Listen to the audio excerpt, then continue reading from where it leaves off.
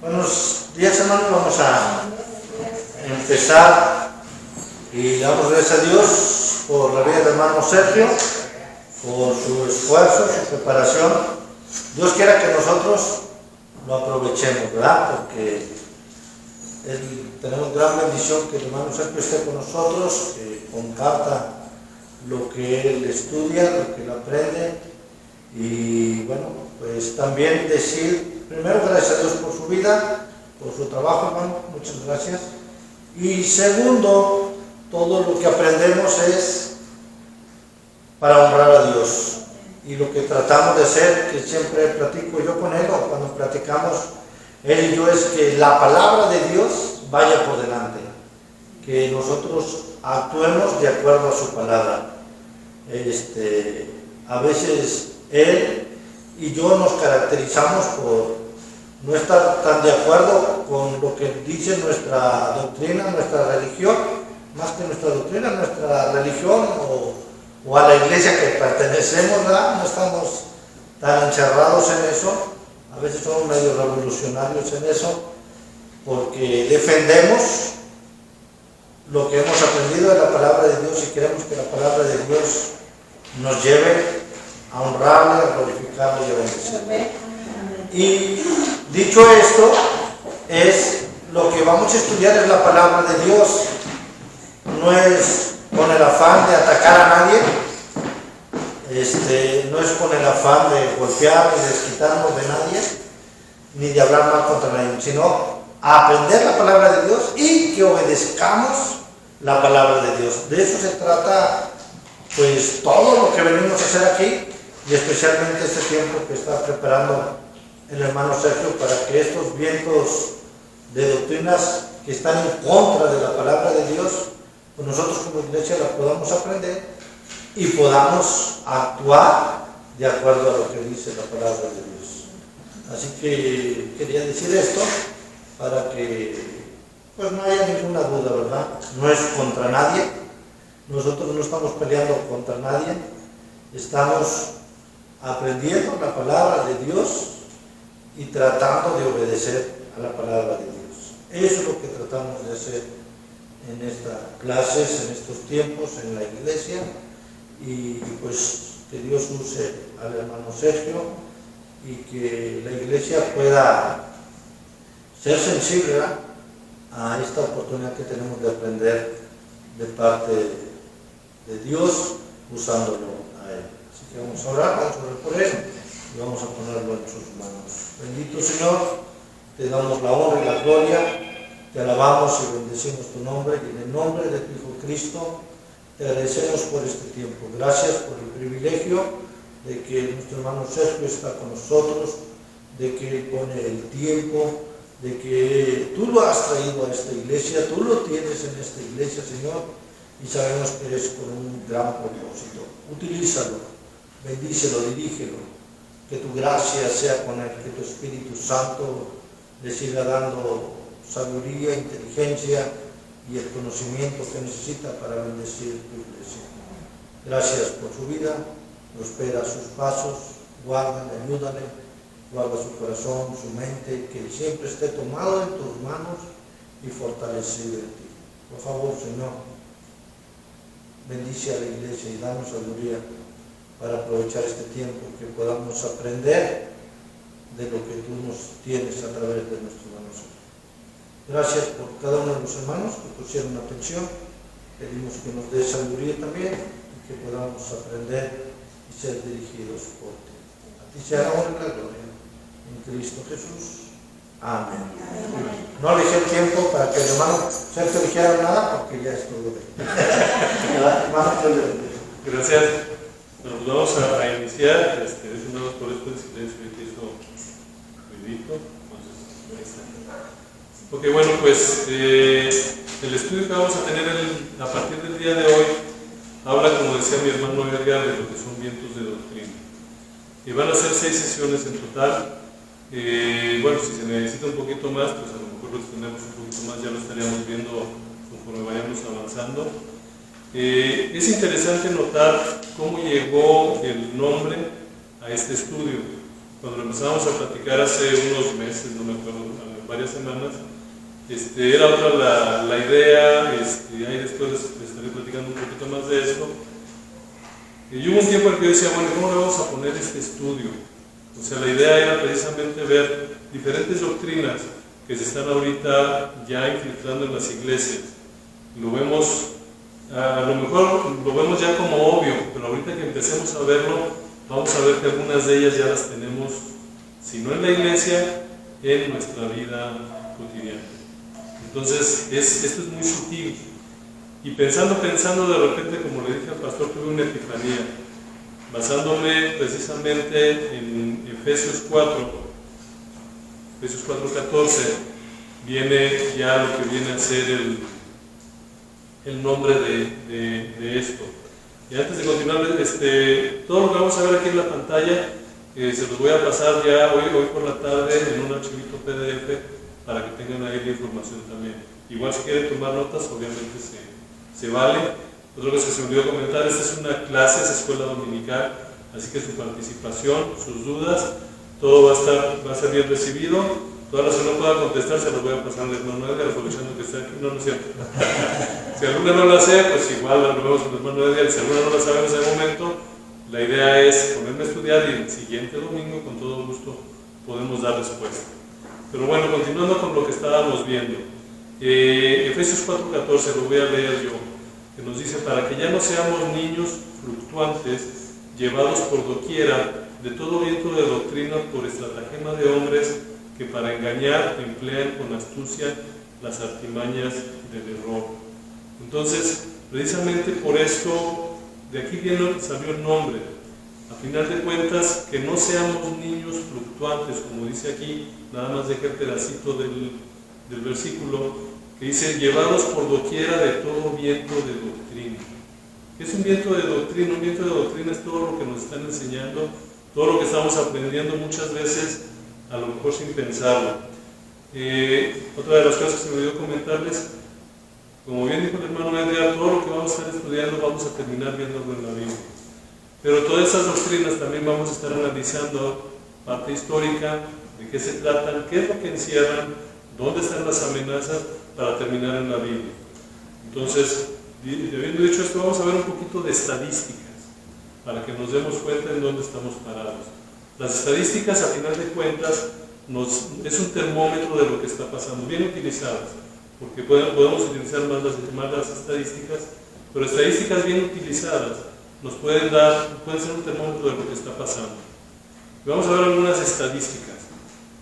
Nos dice aquí que el porcentaje de adultos de 18 años o más que se describen a sí mismos como cristianos ha disminuido en casi 8 puntos porcentuales en solo 7 años, del 78.4% al 70%, que estaba en el 2007, al 70.6% en el 2014.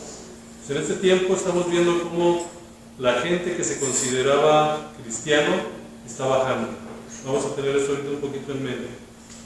Dice: durante el mismo periodo, el porcentaje de estadounidenses que no están religiosamente afiliados, describiéndose a sí mismos como ateos, agnósticos o nada en particular, ha aumentado más de 6 puntos, de 16.1 a 22.8. Entonces aquí estamos viendo cómo deja de haber cristianos y empieza a haber más ateos, por llamarlo de alguna manera. Ahora, la tendencia a alejarse de la religión formal continúa. 72% de los estadounidenses dicen que la religión está perdiendo su influencia en la vida estadounidense. Y es una percepción, yo creo que aquí se vieron cortos, yo creo que es una percepción ya general de que la religión se está perdiendo lo que es su influencia. Menos del 40% de los encuestados dijeron tener fuertes afiliaciones religiosas. Aquellos que dicen que no están fuertemente afiliados están dejando la iglesia.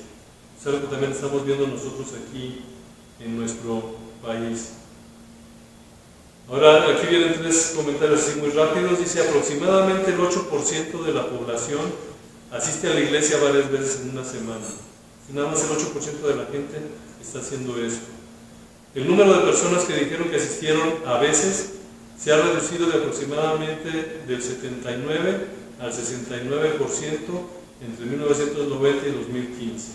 Entonces, que en caso de las estadísticas muchas veces vamos a llevar un cierto atraso, es el caso que aquí tenemos. Aquellos que nunca asisten a la iglesia han aumentado del 14 a casi el 25% en el mismo periodo de tiempo. Así que estamos viendo lo que es el impacto. Ahora vamos a ver una gráfica interesante en cuanto a lo que es compartir la fe cristiana. Aquí van a ver una gráfica donde viene precisamente, como no se puede saber bien, pero ya después en su material lo van a ver un poquito mejor.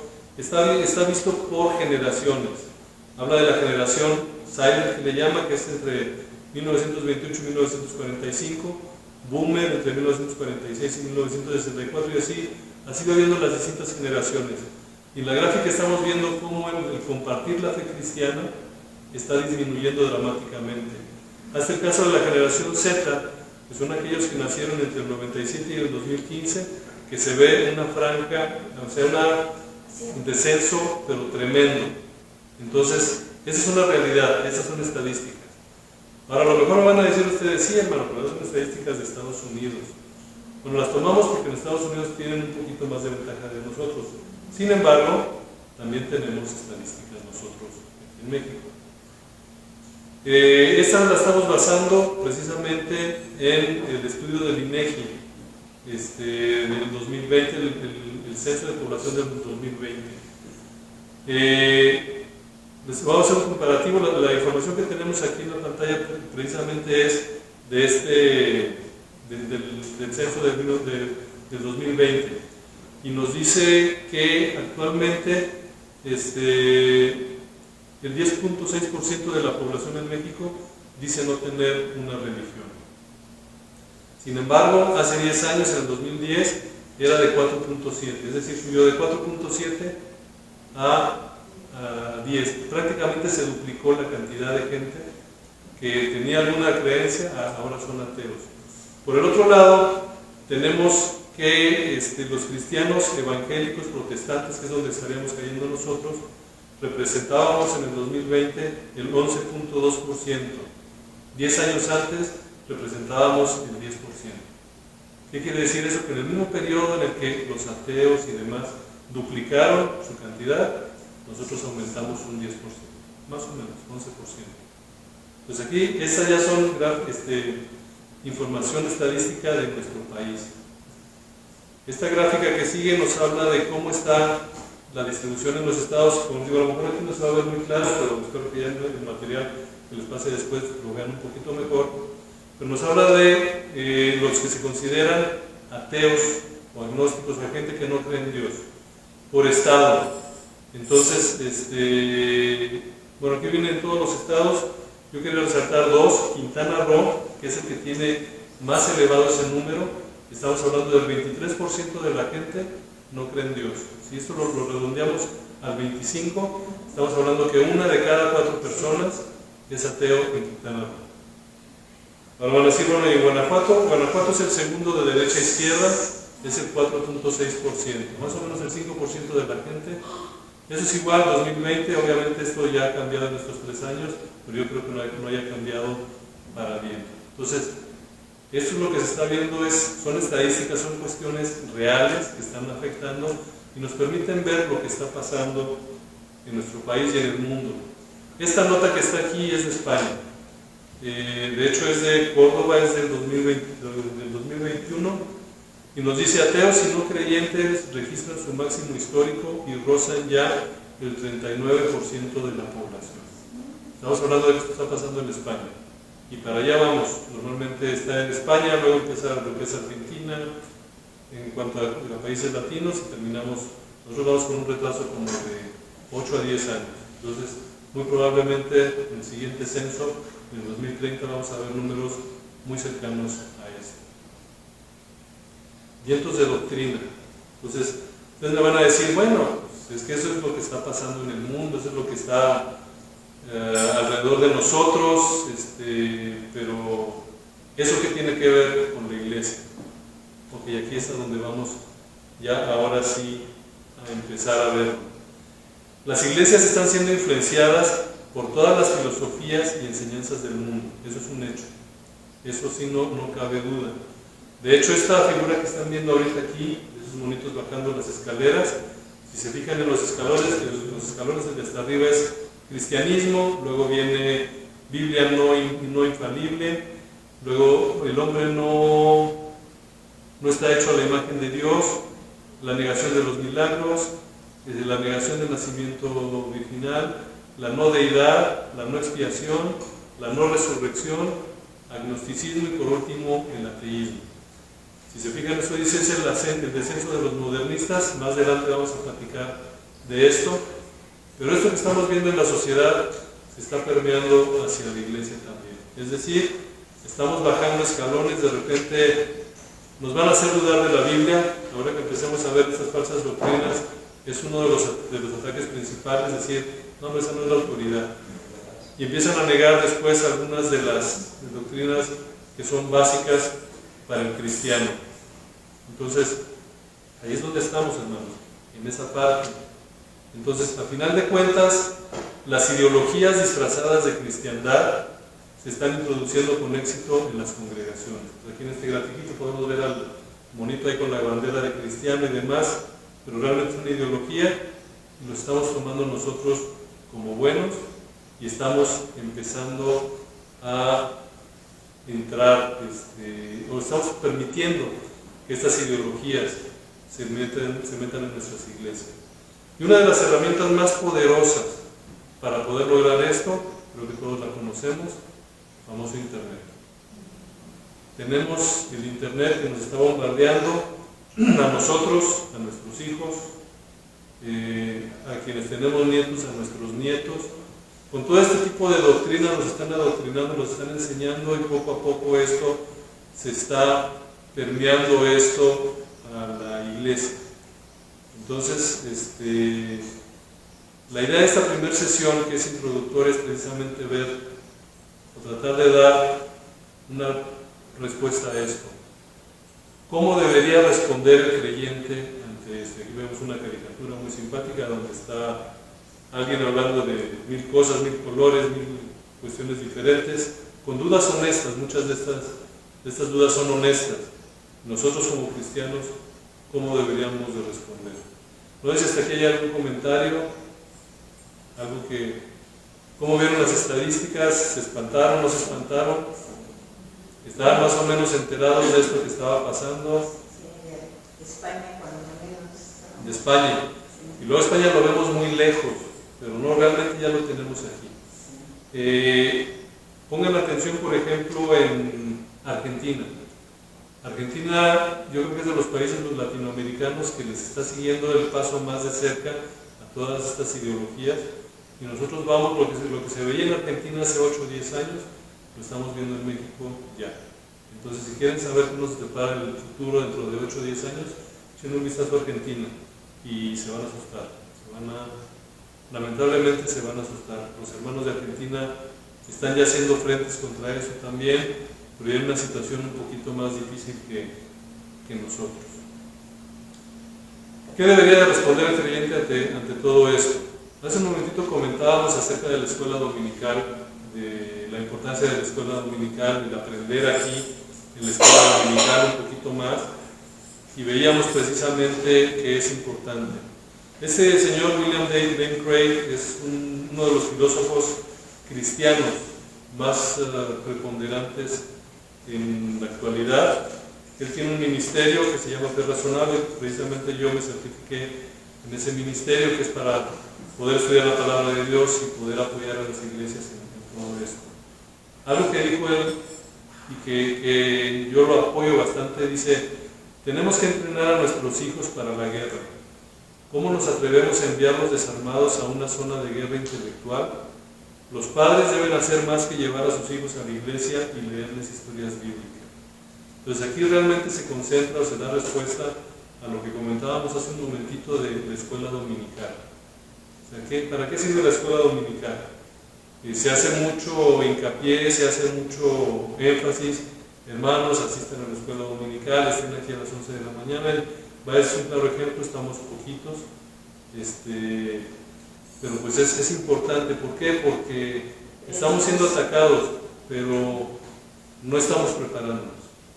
Entonces la escuela dominical es importante, porque aprendamos en la escuela dominical. Muchas veces lo consideramos así como que intrascendente. Sin embargo, la escuela dominical nos va a dar herramientas, nos va a dar ese conocimiento que muchas veces necesitamos para precisamente bloquear la entrada de todas esas doctrinas extrañas, de todas esas doctrinas que no, se están metiendo a las iglesias, pero porque, como ya vimos, primero se están metiendo a las familias.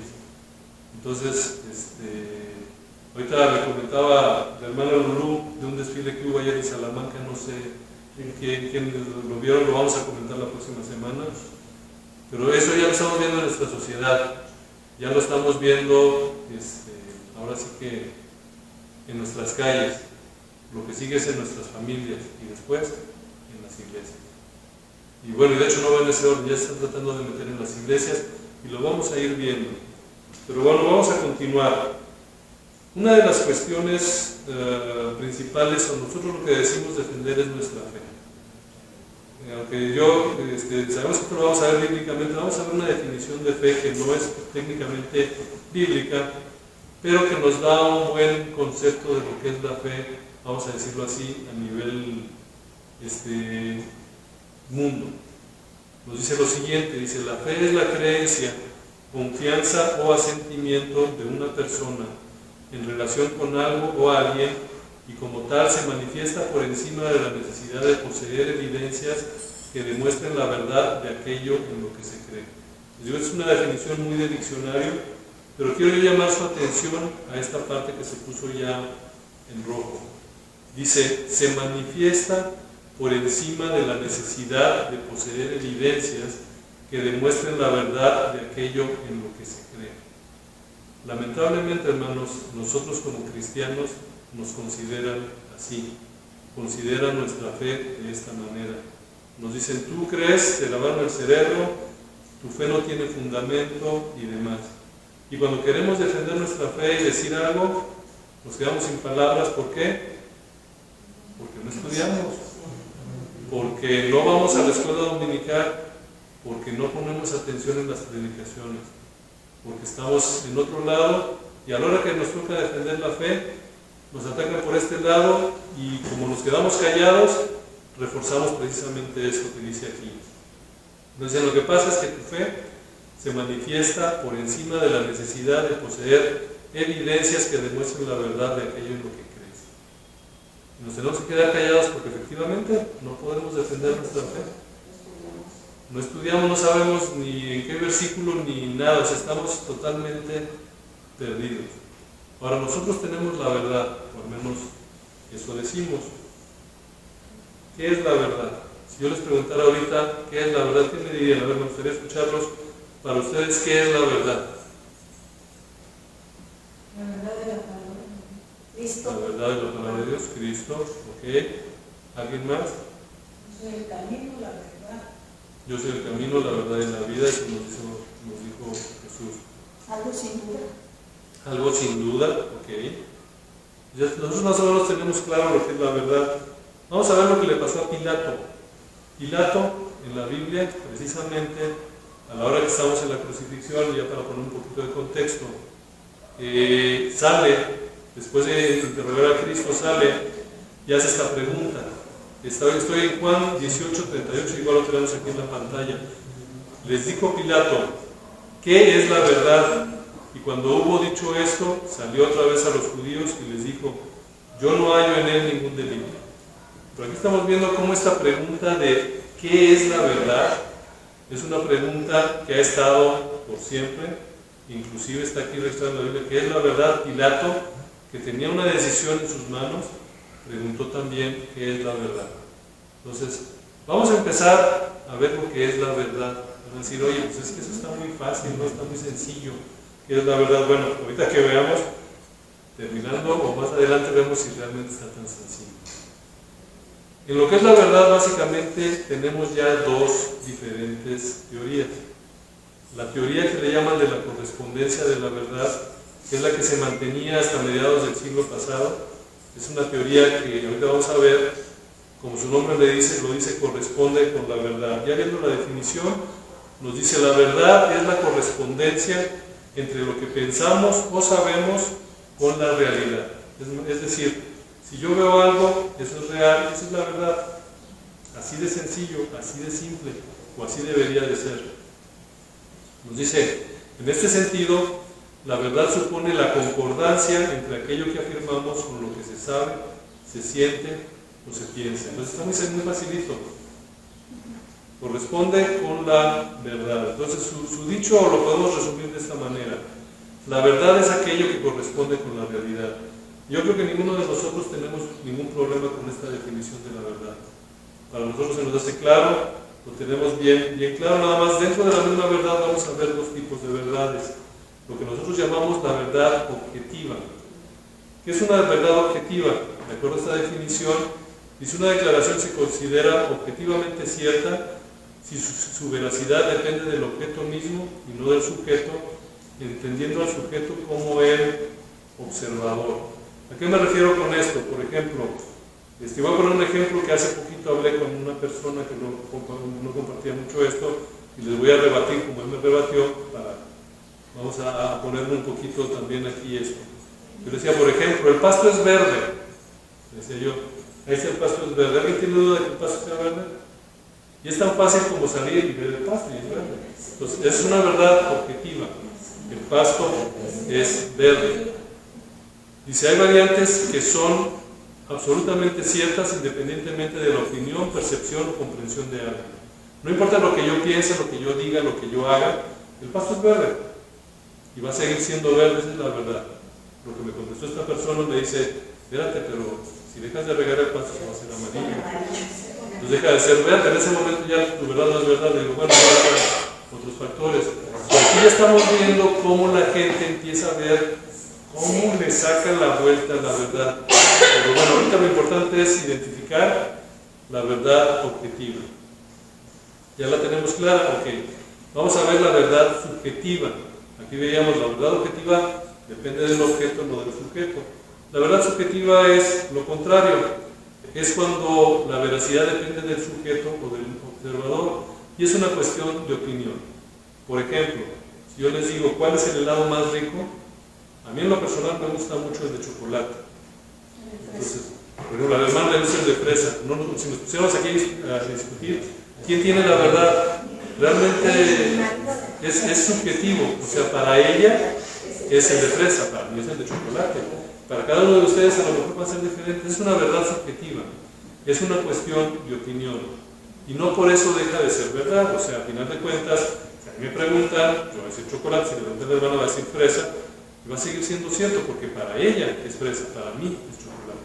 Y sigue siendo la verdad. Yo creo que han visto este amigo, Ben Zapiro por ahí, que nos dice, no existe tal cosa como tu verdad, existe la verdad y tu opinión. Entonces es algo que él comentó y es muy cierto. A final de cuentas, hoy en día en la sociedad nos dice, es que esa es mi verdad. Yo creo que han escuchado eso por ahí. Esa no es tu verdad, por eso no lo entiendes. Entonces, es ahí donde está el problema. Discutir sobre verdades subjetivas suele ser muy infructuoso. Entonces, nuestro enfoque debe ser la búsqueda de la verdad objetiva. Entonces, hasta aquí vamos muy bien, vamos muy claros. La teoría de la correspondencia de la verdad está muy clara. Nosotros decimos, va, perfecto. Esa es la otra teoría de la verdad que existe. Y se le llama la teoría de la coherencia de la verdad. Y aquí es donde ya empezamos, ahora sí, a tener problemas. ¿Qué es la teoría de la coherencia de la verdad? Una creencia, una afirmación, proposición, etc., es verdadera solo si es coherente con todo el conjunto de las propias creencias, asumiendo que el conjunto en sí mismo es fuertemente coherente. Es decir, yo ya no dependo de una realidad, sino de una serie de afirmaciones. Pero esas afirmaciones no necesariamente están aterrizadas a lo que es la verdad. Dice, por lo tanto, la verdad o falsedad de una creencia no es una cuestión de su coincidencia con un mundo real externo. Si empezamos ya a ver estas definiciones, esto es lo que hoy por hoy estamos viendo en la calle para apoyar las ideologías. Nos dice, más bien es una función de la relación de la creencia con otras creencias dentro de la propia red de creencias. Es decir, suena muy enrollado aquí, pero aquí lo que estamos apoyando es nuestra verdad depende de una creencia y esta creencia a su vez depende de otra creencia que depende a su vez de otra creencia, hasta sabrá Dios en dónde, pero eventualmente va a haber una creencia que no se apoya en ningún lado. Y ese es el problema. Entonces, el problema que presenta esta teoría es que una persona podría tener un conjunto extraño de creencias coherentes que no serían ciertas. Yo creo que uno de los ejemplos más típicos de esto, ya lo hemos visto, es yo no soy hombre, no soy mujer, porque yo voy a ser hombre o mujer dependiendo de cómo yo me sienta. Entonces, esa es una afirmación. Entonces, depende de cómo tú te sientas, va a ser tu género, es lo que nos dicen. Y de ahí me dicen, entonces, eso lo consideran como una verdad, pero eso realmente no se apoya en nada, está flotando. Entonces, hacen toda una red de creencias o de dogmas, ahí son dogmas, que descansan en una mentira. Entonces, ahí es donde tenemos el problema hoy en día. Las ideologías usan esta teoría, la teoría de la coherencia de la verdad. Entonces, cuando ustedes se topen con este tipo de situaciones, van a ver que es coherente con alguna otra idea. Pero si lo escarbamos, vamos a llegar a un punto en que esa idea última no está apoyada en nada. Y eso no les gusta a la gente que apoya este tipo de... Cuando empezamos a hacer preguntas de que, oye, ¿esto es donde se apoya y demás? Empiezan a sacar una serie de situaciones con tal de mantener su sistema de creencias intacto. Entonces, lo mantienen coherente, es coherente. Ahora, si ustedes se fijan en ese tipo de sistemas, todo lo que dicen, de repente dicen, oye, tiene sentido, o sea, como que sí suena bien, pero en el fondo realmente no. Vuelvo al ejemplo que les ponía, eso de que yo voy a ser hombre y mujer depende de cómo me sienta. Entonces, eso es lo que están impulsando mucho. Y es lo que nos están haciendo creer, es lo que nos quieren convencer que está sucediendo. ¿Y cómo nos convencen? A través de diferentes presiones, vemos diferentes situaciones. Cuando alguien habla en contra de eso, lo primero que hacen es una agresión, de que no es que tú eres un homófobo, tú no sabes, tú no te has cultivado, tú no has leído, es que fulanito de tal ha escrito miles de libros y es el que dice, y por ahí se van. Entonces, ahí estamos viendo ya cómo dentro de la misma verdad, la pregunta que se hacía Pilato, ¿qué es la verdad? Ya hoy en día tenemos diferentes criterios, y esos diferentes criterios, de una u otra manera, nos están negando. Ahora, ¿qué es la verdad según la Biblia? Ahorita ya me comentaron algunos versículos, y me queda claro para un cristiano qué es la verdad. Pero vamos a ver el concepto como tal. Bíblicamente, ahorita vemos dos definiciones de verdad, o dos teorías diferentes de la verdad. ¿Cuál es la que sustenta la Biblia? Entonces vamos a verlo muy fácil. Dice, el término del Nuevo Testamento para la verdad, ahí lo ponen, yo no sé griego, pero es el que se usa en teoría. Dice, es fácil de definir, es la cualidad de estar de acuerdo con lo que es verdadero. Entonces, a final de cuentas, esta definición de lo que se usa en el Nuevo Testamento como verdad es precisamente la definición que nosotros veíamos con la teoría de la correspondencia de la realidad o de la verdad. Es decir, es la cualidad de estar de acuerdo con lo que es verdadero. A final de cuentas, nos dirige hacia allá. Como lo comentábamos, esto va de la mano con la teoría de la correspondencia de la verdad. Ahora, en el Antiguo Testamento, vamos a ver que es un poquito más común, aquí nos viene también el término, dice es más amplio porque además de verdad, también puede significar confianza, constancia y fidelidad. Pero al final de cuentas, terminamos donde mismo. Y dice, la verdad se refiere no solo al conocimiento, sino también a la moralidad. Bueno, como ya veíamos, Juan 8, 31 y 32 es uno de los versículos que nos dice, dijo entonces Jesús a los judíos que habían creído en él, si vosotros permaneciereis en mi palabra, seráis verdaderamente mis discípulos, y conoceréis la verdad, y la verdad os hará libres. Lo que estamos viendo, o ya vimos, fuera del contexto, por así decirlo, religioso, viendo la parte como fue escrita en la Biblia, cuando habla de la verdad, la Biblia se refiere a la teoría de la correspondencia de la verdad. Y a final de cuentas, nosotros creemos que la verdad nos hará libres. Para la misma Biblia, nosotros también encontramos personas que han sido confrontadas por la verdad. Yo creo que el caso más común, no sé si alguien puede ubicar de acuerdo a esa figura de quién vamos a hablar ahorita. ¿Quién se imagina que es ese personaje? Pablo, si recordamos la historia, iba camino a Damasco, arriba de un camello, de un caballo, de una llama, de un burro, no sabemos. Iba arriba de algo y lo tumbaron. Y es confrontado por la verdad. Pues aquí estamos viendo a un Pablo que tenía una verdad, que quería seguir esa verdad y en base a esa verdad él estaba actuando. Y él iba en contra de la verdad, a final de cuentas. Entonces este amigo fue confrontado. Esto lo vemos en Hechos 9:5. Nos dice, él dijo, ¿quién eres, Señor? Y le dijo, yo soy Jesús, a quien tú persigues. Dura cosa te es dar voces contra el aguijón. Pues aquí lo que estamos viendo es que el ir contra la verdad, a final de cuentas, va a traer sus consecuencias. Vemos en el caso de Pablo, él tenía su verdad, él consideraba su verdad, él estaba a favor de esa verdad, al grado que andaba persiguiendo cristianos y demás, pero cuando se da de frente con la verdad, lo que le dice Jesús es, dura cosa es dar cosas contra el aguijón.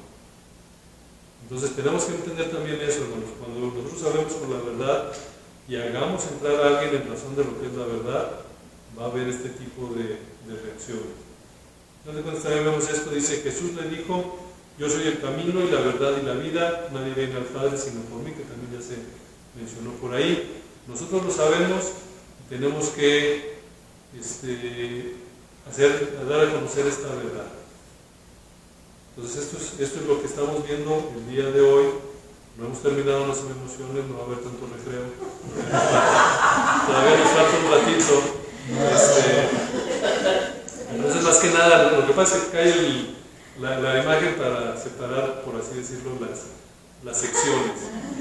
¿Okay? Entonces no se me anden emocionando de que ya nos vamos. Vamos a entrar así un poquito más en las cuestiones bíblicas. Ya vimos algo de lo que está pasando en el mundo, cómo se está infiltrando, qué es la verdad, y nosotros qué postura debemos de tener en relación a eso. Ahora, la misma Biblia nos advierte, vamos a ver ahora Judas 1, 3 y 4, lo voy a leer yo, estaré igual aquí en sus pantallas. Nos dice, amados, por la gran solicitud que tenía de escribiros acerca de nuestra común salvación, me ha sido necesario escribiros exhortándoos que contendáis ardientemente por la fe que ha sido una vez dada a los santos. Porque algunos hombres han entrado encubiertamente, los que desde antes habían sido destinados para esta condenación, hombres impíos que convierten en libertinaje la gracia de nuestro Dios y niegan a Dios, el único soberano, y a nuestro Señor Jesucristo. Aquí estamos viendo cómo Judas está advirtiéndonos de esto y nos está diciendo, tenemos que contender por nuestra fe, tenemos que luchar por nuestra fe y aguas, porque va a haber gente que se va a estar queriendo meter. O sea, esto ya lo tenemos visto desde antes. La advertencia ahí está, así que no podemos decir, no sabíamos, eso nos está cayendo por sorpresa. Ahora bien, lo comentábamos hace un momento, viene la guerra, estamos en guerra, pero si no conocemos la Biblia, como dice aquí este pensamiento, si no conocemos doctrina, si no sabemos teología, ¿cómo vamos a identificar a los falsos profetas? Entonces, nos tenemos que preparar, hermanos, y al final de cuentas, como les dije, esta primera sesión es introductoria, la idea es ver, cómo concientizarnos de la importancia de esto.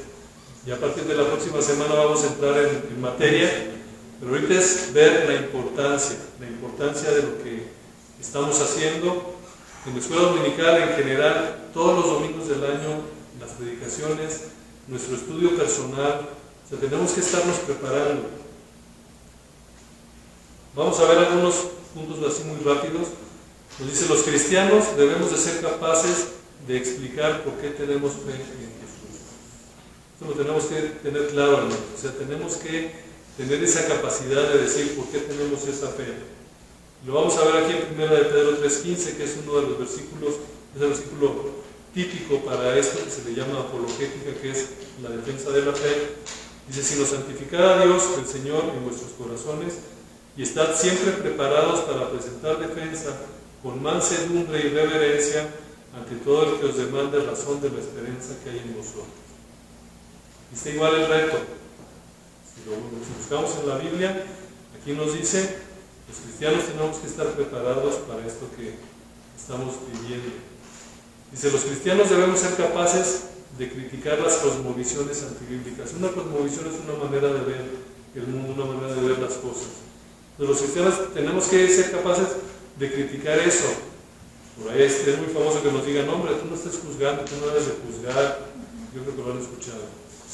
2 Corintios 10:5: derribando argumentos y toda altivez que se levanta contra el conocimiento de Dios y llevando cautivo todo pensamiento a la obediencia a Cristo. O sea, aquí estamos viendo, hermanos, que no es nada más o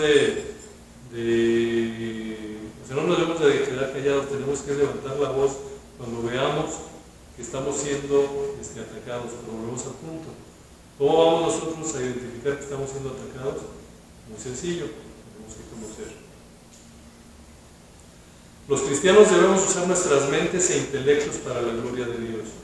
¿Por qué mencionamos esto? Porque muchas veces nos dicen: a ti ya te lavaron el cerebro, a todos los cristianos la mente la dejaron no sé en dónde. Nos dice Marcos 12:30: y amarás al Señor tu Dios con todo tu corazón, con toda tu alma y con toda tu mente. Es decir, no nos está pidiendo que entremos con el cerebro apagado y con todas tus fuerzas. Es el principal mandamiento. Entonces la misma Biblia nos dice que seguir a Jesús no quiere decir que tengan que apagar el cerebro. Es básico. O sea, no tenemos que hacer algo así como aparece en la imagen, que de repente volteamos y pum, apagamos el cerebro. No se puede, hermanos. Entonces, en esta primera, al contrario, tenemos que estar más alertas que nunca. Tenemos que estar pendientes, tenemos que conocer. Hasta aquí no sé si tengan algún comentario, alguna duda. ¿Cómo lo ven? ¿Se les hace retador? ¿Se les hace interesante?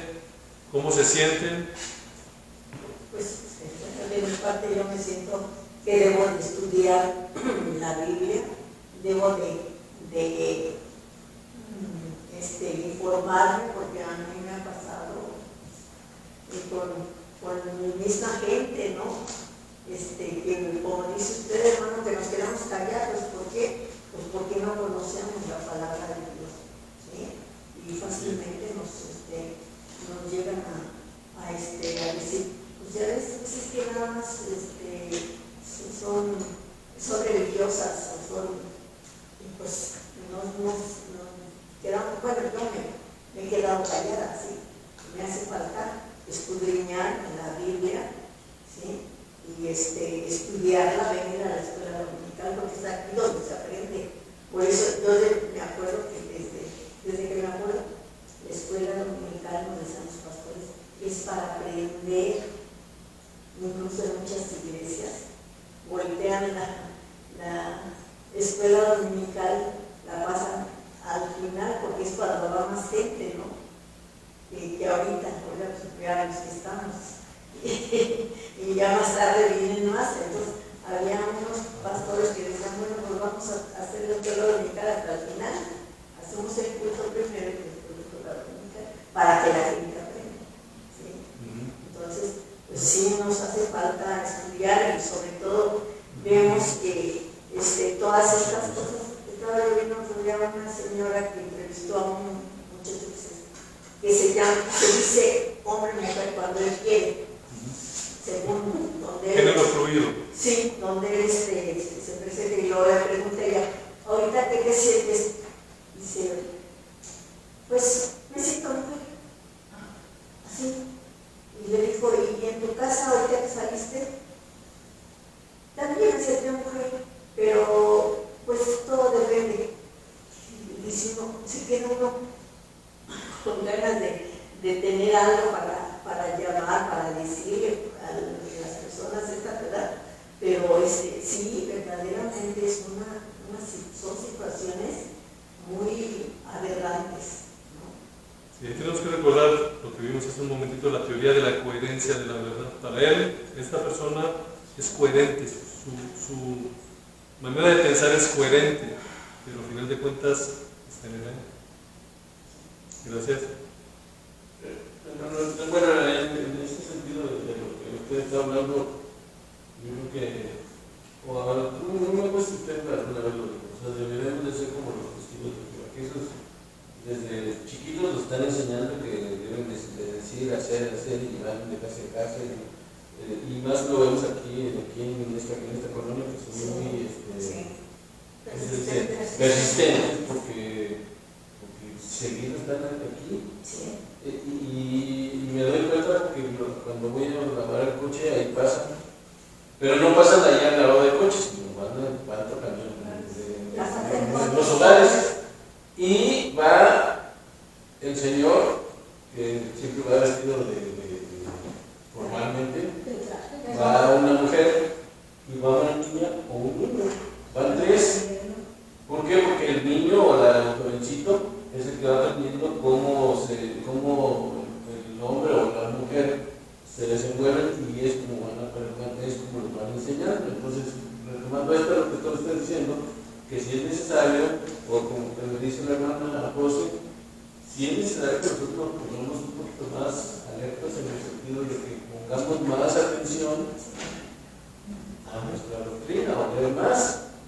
Porque como bien dice, a veces pues sí, el pastor está hablando y a veces pues no estamos, o estamos pensando en otra cosa, ¿verdad? Y no aprendemos, o se nos olvida, ¿no? Por decir algo. Entonces sí es necesario, en este caso que nosotros pues, pongamos un poquito más de empeño en aprender, para cuando suceda algo, o un debate, o nos preguntan y pues nos estamos callando. Así es, sí, lamentablemente sí es. Ahora, sí, estoy de acuerdo que los testigos de Jehová son así, porque ellos ahí llevan su recompensa. Pero no nos vayamos ahí con ellos, no vamos al Antiguo Testamento. ¿Qué es lo que nos dice la Biblia? ¿Qué es lo que les decía a los israelitas? Les vas a estar leyendo, les vas a estar, pues, te los vas a matar, los vas a tener en tu frente, en tu casa, o sea, ahí estamos viendo eso. Ahora, si nosotros transportamos esto a la actualidad, y lo he visto, de repente nos dice, lo que pasa es que tú estás adoctrinando a tus hijos. No, o sea, estamos siguiendo un mandato en el que Dios nos decía, ¿sabes qué? Esto tienes que cuidar de todo esto. Bueno, como dice el hermano Ben, ahorita ya vamos a empezar a ver el juego del pastor, entonces vamos a, ahora sí ya, ¿algún otro comentario? Antes de pasar con lo siguiente. Antes de que me vea feo, estoy viendo aquí ya el tiempo, ya se nos fue. Ya estamos terminando ya. Bueno, la invitación, hermanos, ¿qué tanto conocen ustedes su doctrina? Sería la pregunta. Somos bautistas, es una iglesia bautista. Si yo les dijera, ¿qué también conocen su doctrina? ¿Cuántos puntos doctrinales hay? ¿Qué me dirían?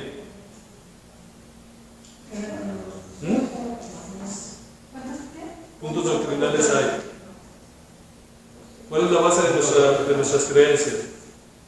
Esa sería sagrada, si no me voy a morir. Esta es una declaración de fe de otro de los grupos bautistas, pero esta me ha acompañado, ustedes lo ven, está desde el 86. Aquí vienen todas las doctrinas de fe, con toda la declaración de fe. ¿Las conocemos?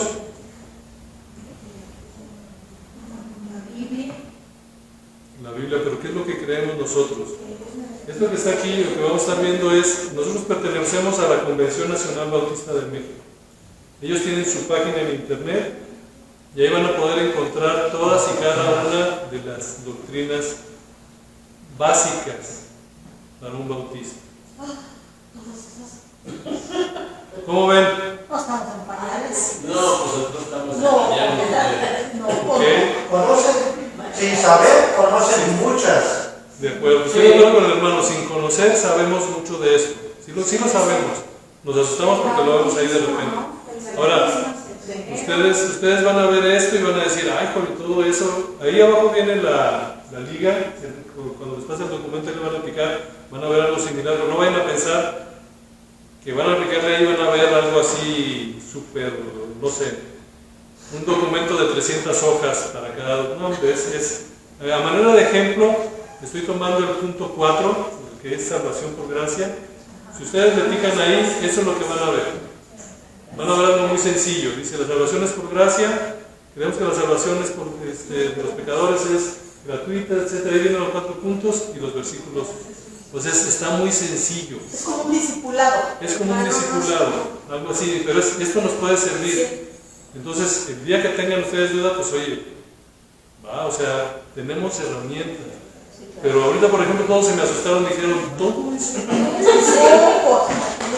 Me iban a decir, se me hace que me regreso con la competencia. Pero al final de cuentas, hermanos, como dijo el hermano Edgar, sí las conocemos, la verdad es que sí las conocemos, pero no las identificamos. Y a la hora de los chocolazos no sabemos a dónde correr. Entonces, yo les recomiendo echen un vistacito ahí. Ahora sí, ya para terminar, vientos de doctrina. El buen viento de doctrina va a ser todo aquel que es acorde a las enseñanzas de la Escritura. Eso es un hecho.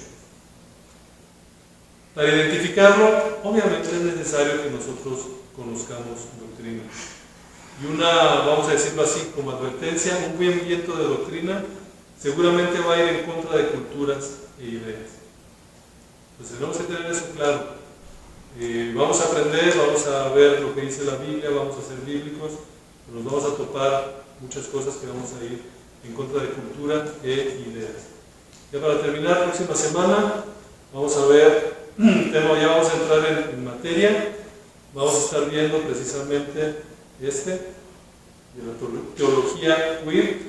Primero Dios, vamos a estar dedicándole 2 domingos a esto. El primer domingo es básicamente para conocer qué es lo que dicen estos amigos.